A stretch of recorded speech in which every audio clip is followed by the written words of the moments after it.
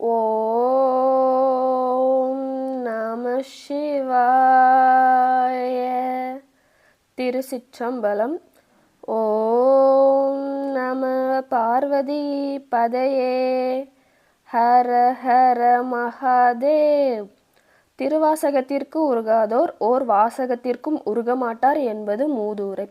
அப்படிப்பட்ட திருவாசகத்தின் பாடல் மற்றும் அதோட பொருட்கள் தான் இந்த பதில நம்ம பார்க்க போகிறோம். இந்த திருவாசகத்தை நம்ம அனுதினமும் கேட்டு வர வர நம்மளோட பாவங்கள் தீரும். அதாவது முன்ஜென்ம பாவங்கள் மற்றும் இப்போல பாவங்கள் தீர்ந்து சகல சௌபாக்கியங்களும் கிட்டும் என்பது திருவாசகத்திலேயே குறிப்பிட்டிருக்கு. வாங்க திருவாசகத்தோட பாடல் மற்றும் அதோட பொருள் பார்ப்போம். இப்போ திருவாசகத்தோட முதல் பாடல் தான் பார்க்க போகிறோம். பாடல் 1.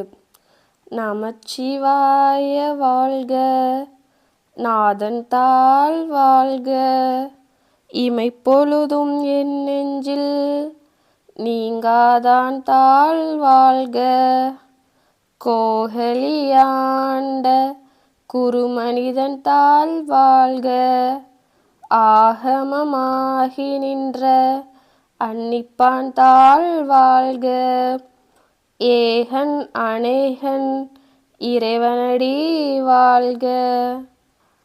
பாடல் பொருள்.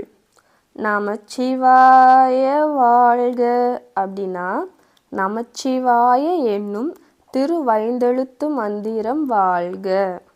நாதன் தாள் வாழ்க. திருவைந்தெழுத்தின் வடிவாக விளங்கும் இறைவனது திருவடி வாழ்க.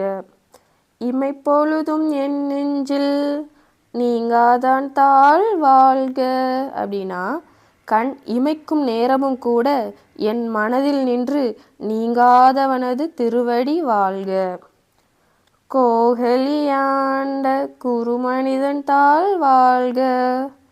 திருப்பெருந்துறையில் எழுந்தருளி என்னை ஆட்கொண்ட குருமூர்த்தியினது திருவடி வாழ்க. ஆகமமாகி நின்ற அன்னிப்பான் தாள் வாழ்க. ஆகம வடிவாகி நின்று இனிமையை தருபவனாகிய இறைவனது திருவடி வாழ்க. ஏகன் அநேகன் இறைவனடி வாழ்க. அதாவது வேதத்தில் பொதுவாக விளங்குதல் போல அல்லாமல் ஆகமத்தில் சிறப்பாக இறைவன் விளங்குவதால் ஆகமமாகி நின்றனியான் என்றார் மாணிக்க வாசகர். பாடலோட குறிப்பு. மாணிக்க வாசகர் திருவாசகத்தின் முதல் ஒலியாக நமச்சிவாய என்ற திருவைந்தெழுத்தை சொன்னது மிகவும் இனியது. சிவம் வாழ்க என்று கூட துவங்காமல் வணக்கத்திற்குரிய நம முதலில் கூறி இறைவனின் சிவ என்ற திருநாமத்தை சொல்வது அவருடைய பணிவன்பான வெளிப்படையாகும். உங்களுக்கு சிவபெருமான் ரொம்ப பிடிக்கும் அப்படின்னா ஓம் நம சிவாயா அப்படின்னு கமெண்ட்ல பதிவிடுங்க. உங்களை எத்தனை பேருக்கு சிவபெருமானை ரொம்ப பிடிக்கும் அப்படிங்கிறத பார்ப்போம்.